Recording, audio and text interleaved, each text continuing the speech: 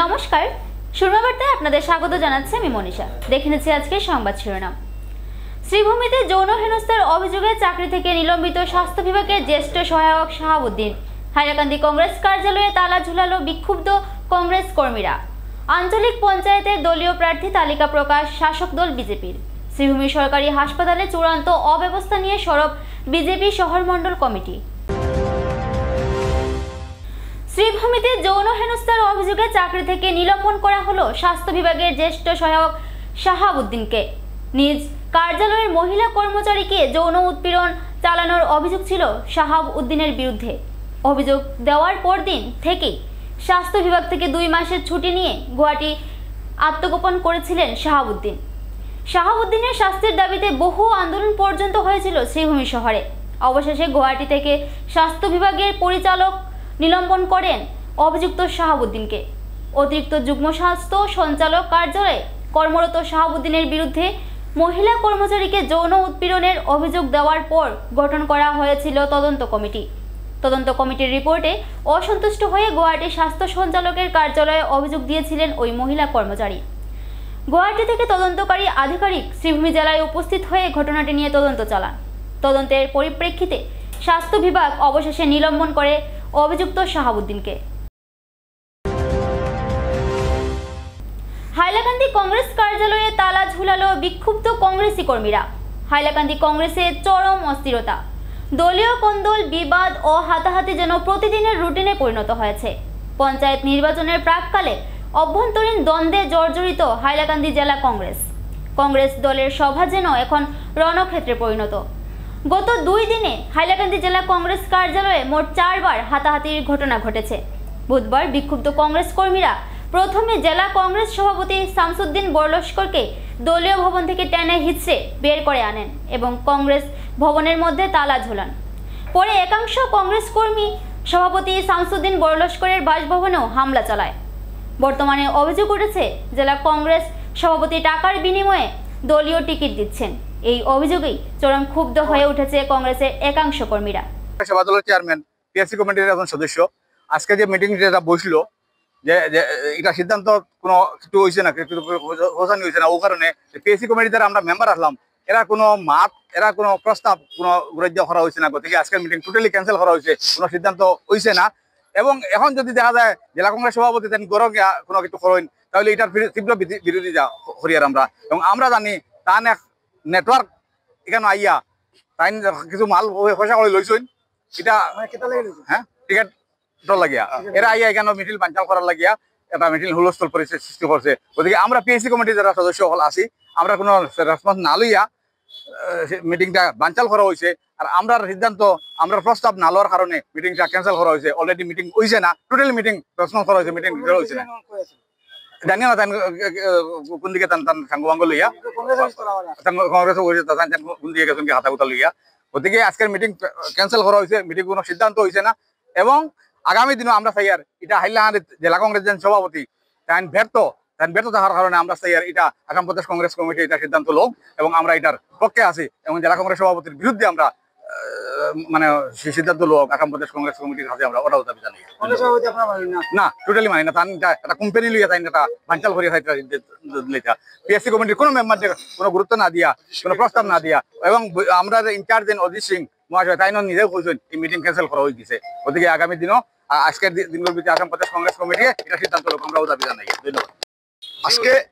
আজকে আমরা এই কেন জেলা কংগ্রেস ভবনে আমরা পিএইচসি কমিটি যেমন এটা টিকেট সিদ্ধান্ত লাগিয়া এখানে পিএইচসি কমিটি কেন আমরা এটা বৈঠক হয়েছিল, তখন আমরা অজিত সিং কাকু উনি ছিল না, উনার অ্যাবসেন্টে এটা আমরা প্রসিডিং কপি সই লইয়া আমরা জেলা সভাপতি হঠাৎ করিয়া প্রসিডিং বই আমরা সই লিয়া ইটালিয়া তাই এটা ইয়ে গেলা গিয়া এটা কোনো নির্দেশনা না নিয়া এখন অবধি আমরা জানি এখন পর্যন্ত এটা মিটিং হয় নাই, কোনো টিকেটর ইয়েটা আপনার কাছে এখন কোনো সিদ্ধান্ত আইছে না। যেমন এই যে আমি একজন আনামুদ্দিন মজুমদার জেলা কংগ্রেস সংখ্যালঘু বিভাগের চেয়ারম্যান হিসাবে আমি মিডিয়া ভাইদের জরিয়তে বলতে চাচ্ছি যে আমরা এনএসওয়াই, যুব কংগ্রেস, সেবা দল, ইয়ং ব্রিগেড, মহিলা কংগ্রেস আমরা খেয়ারেরও কোনো গুরুত্ব দেওয়া হচ্ছে না।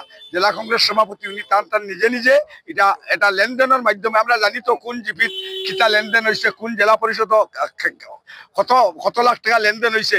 আমরা এটা আজকে স্পষ্টীকরণ দিতে চাইয়েন না, আগামী কালকে দিমু কোন জেলা পরিষদ কত টাকা লেনদেন হয়েছে, কোন জিপিত কত টাকা লেনদেন হয়েছে।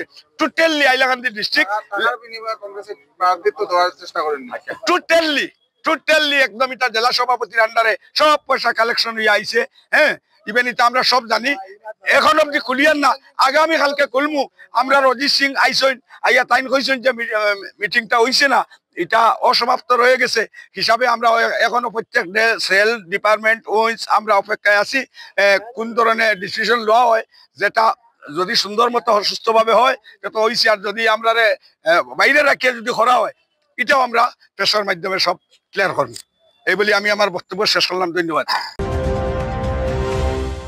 পঞ্চায়েত নির্বাচনের জন্য আঞ্চলিক পঞ্চায়েতের প্রার্থী তালিকা ঘোষণা জেলা বিজেপির। মনোনয়নপত্র জমা দেওয়ার অন্তিম 48 ঘন্টা পূর্বে আঞ্চলিক পঞ্চায়েতের জন্য দলীয় প্রার্থী তালিকা ঘোষণা করল শাসক দল বিজেপি। শরিক দল অসম গণ পরিষদের জন্য প্রায় 23 আঞ্চলিক পঞ্চায়েত আসন ছেড়ে বাকি আসনে নিজেদের প্রার্থী তালিকা ঘোষণা করে শাসক দল বিজেপি। জেলা বিজেপি সভাপতি সঞ্জীব বণিক, রাজ্যসভার সাংসদ মিশন রঞ্জন দাস সহ অন্যান্য নেতাকর্মীদের উপস্থিতিতে আঞ্চলিক পঞ্চায়েত নির্বাচনের জন্য দলীয় প্রার্থী তালিকা প্রকাশ করা হয়। শ্রীভূমি জেলায় সংখ্যাগরিষ্ঠ আঞ্চলিক পঞ্চায়েত আসন বিজেপির দখলে যাবে বলে উল্লেখ করেন জেলা বিজেপির নেতারা।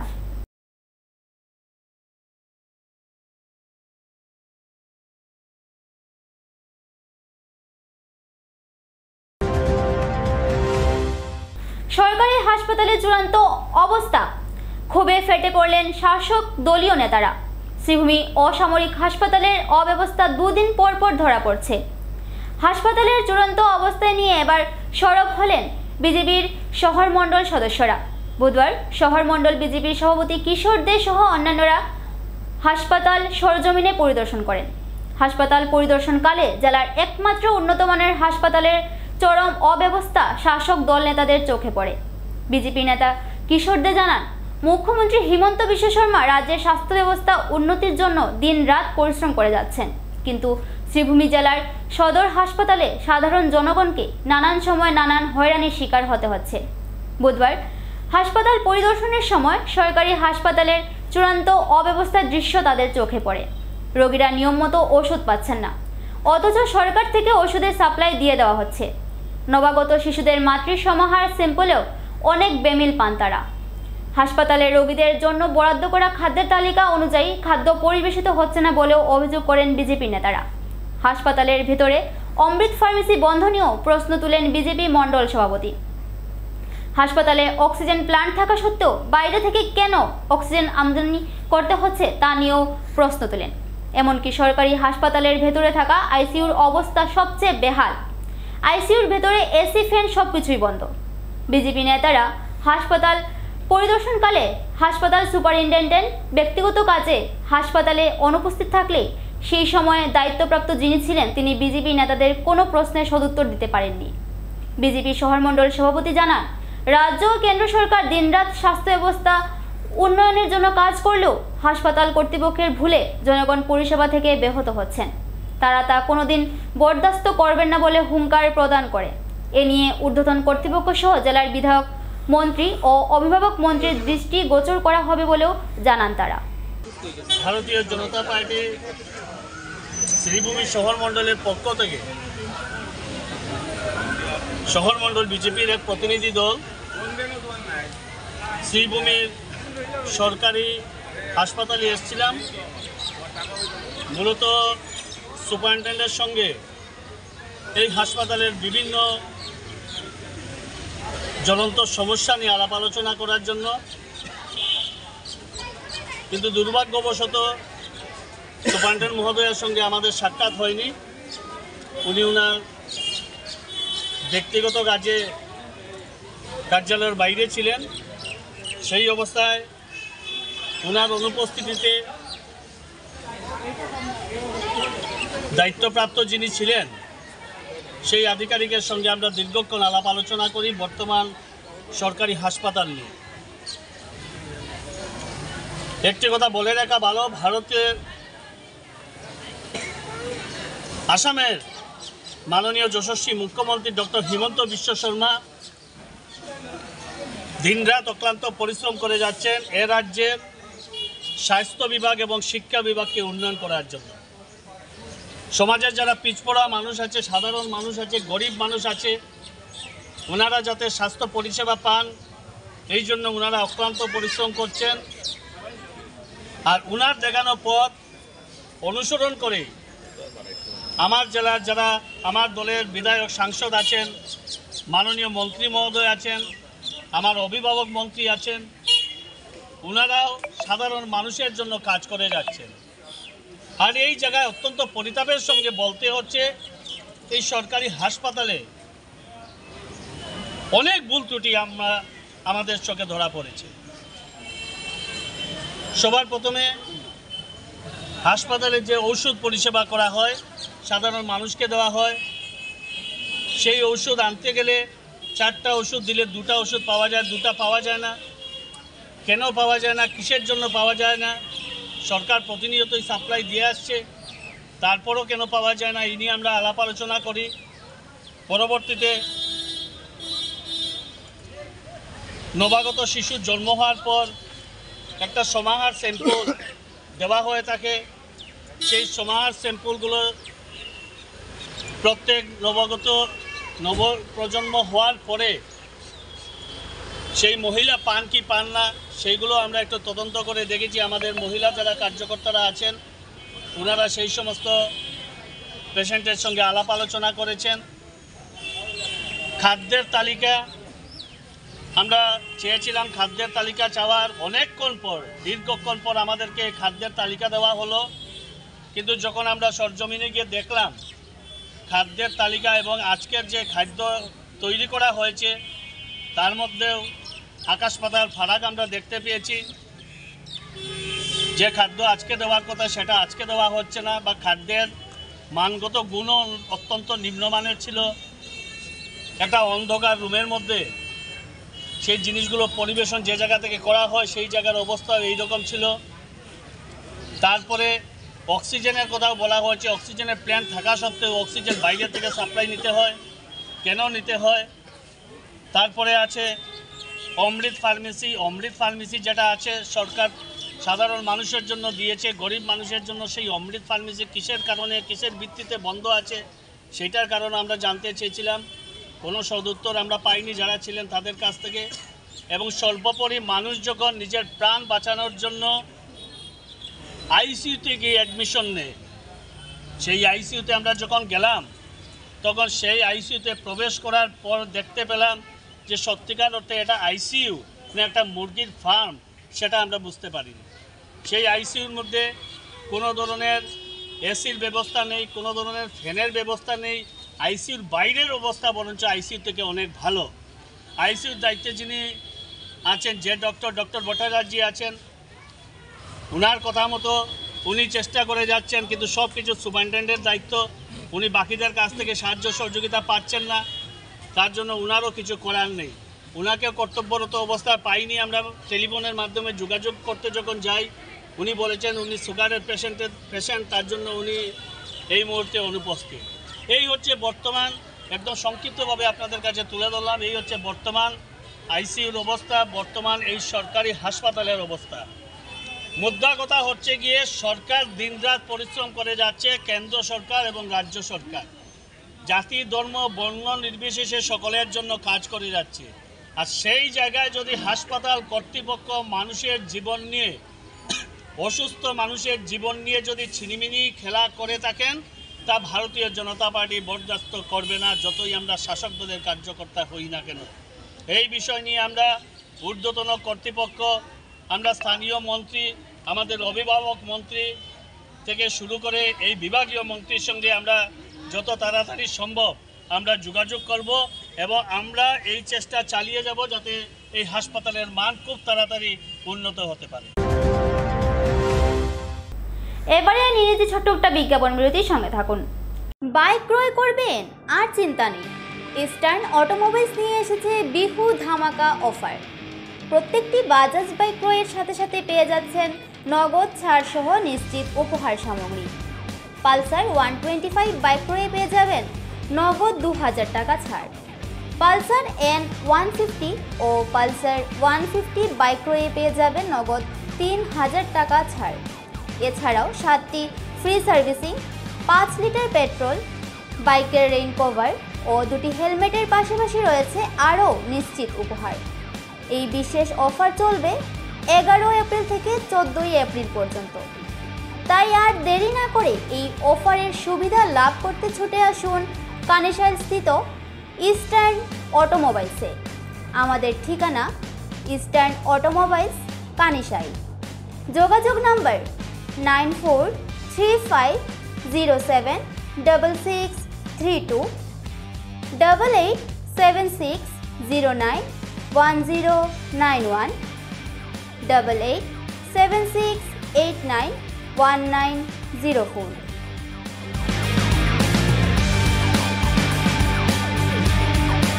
আনন্দ সংবাদ, আনন্দ সংবাদ। করিমগঞ্জে এই প্রথম 3D সিটি স্ক্যানের সুবিধা নিয়ে এলো Karimganj health city, Banamali road, Karimganj. পুরো শরীর 3D সিটি স্ক্যানের সুবিধা এখন পাচ্ছেন করিমগঞ্জে। আন্তর্জাতিকভাবে বিখ্যাত ডাক্তার দ্বারা রিপোর্ট। 3D সিটি স্ক্যানের জন্য যোগাযোগ করুন telephone 038462705, mobile 9678033047। Karimganj health city, Banamali road, Karimganj আপনাদের সেবায় নিয়োজিত।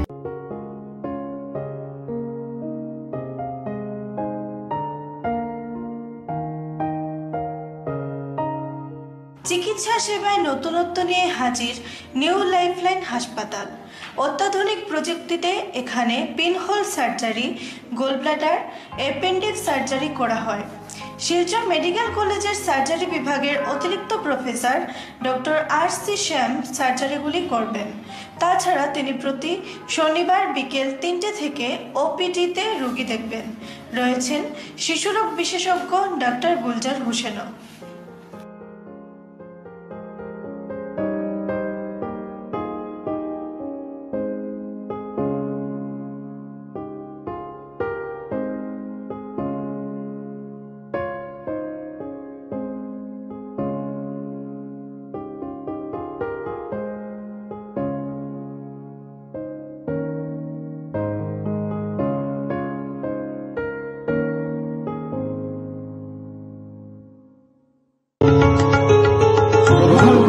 করিমগঞ্জ হোলসেল কোঅপারেটিভ স্টোর্স তথা সহযোগীর আন্তরিক অভিনন্দন।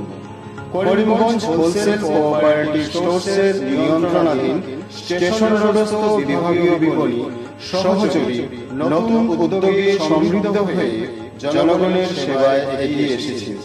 তুলনামূলক কম মূল্যে নিত্য প্রয়োজনীয় দ্রব্য সামগ্রীর যোগান অব্যাহত রাখতে সহযোগী কর্তৃপক্ষ বদ্ধপরিকর। জেলার সমবায় আন্দোলনকে জোরদার করে তোলার ক্ষেত্রে করিমগঞ্জ হোলসেল কোঅপারেটিভ স্টোর্স তথা সহযোগী কর্তৃপক্ষ সকলের আন্তরিক ও সক্রিয় সহযোগিতা কামনা করে নতুন আঙ্গিকে বাস্তব পরিকল্পনা নিয়ে সহযোগী স্টেশন রোড, করিমগঞ্জ আপনাদের সেবায় সদা প্রস্তুত। স্বাস্থ্য সংক্রান্ত বিষয়ে খরচের কথা ভেবে চিন্তিত হচ্ছেন? এখন আর চিন্তার কোনো কারণ নেই, কারণ আপনাদের সেবায় এসে উপস্থিত হয়েছে জীবনজ্যোতি হাসপাতাল। এখানে অনেক কম খরচে আপনি পেয়ে যাবেন অনেক অভিজ্ঞ চিকিৎসকদের দল।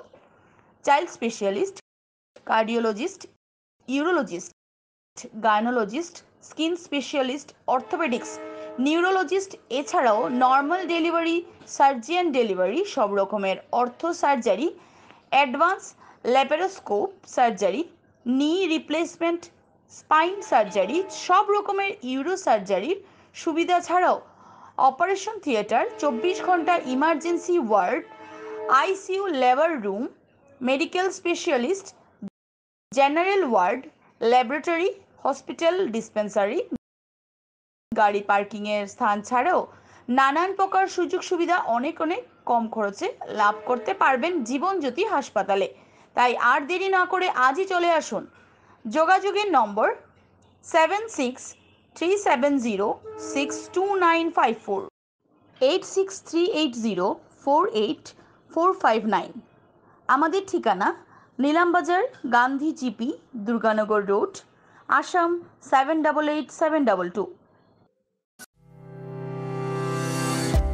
বরাক ডায়াগনস্টিক সেন্টার, এখানে digital ECG, digital EEG, digital x-ray, computerised pathology, microbiology, histopathology, colour doppler sonography, chamber home collection ইত্যাদি করা হয়। আমাদের প্রতিষ্ঠান সকাল 7টা থেকে রাত্রি 9টা পর্যন্ত খোলা থাকে। প্রতিদিন সকাল 8টা থেকে সোনোগ্রাফি করা হয়। যোগাযোগ Barak diagnostic centre, settlement road. যোগাযোগের নম্বর 03843273151, 7086376822, 9401325290। বিভিন্ন আধুনিক ও আকর্ষণীয় টাইলসের সম্ভার নিয়ে উপস্থিত প্রিয়া টাইলস। আপনার ঘরকে অতি সুন্দরভাবে সাজিয়ে তুলতে আজই আমাদের দোকানে চলে আসুন এবং নিয়ে যান অত্যাধুনিক টাইলস। আপনার পছন্দের সব ধরনের টাইলস আমাদের এখানে উপলব্ধ রয়েছে। আমাদের ঠিকানা Chandras plaza, near Vishal megamart, station road, Karimganj. Mobile 9101805530, 9957709784। শূন্যবার্তা আজ এ পর্যন্তই। আগামীকাল আবার দেখা হবে একই সময় একই চ্যানেলে। নমস্কার।